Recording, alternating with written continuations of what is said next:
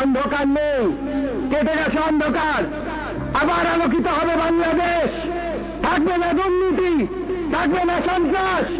বাংলাদেশের কিশোর, যুবক, ছাত্র সমাজ শুনে রাখো, তোমাদের কাউকে আর মারুফ থেকে বাবু হতে হবে না। নেই, অন্ধকার কেটে গেছে, আলো, শুধু আলো।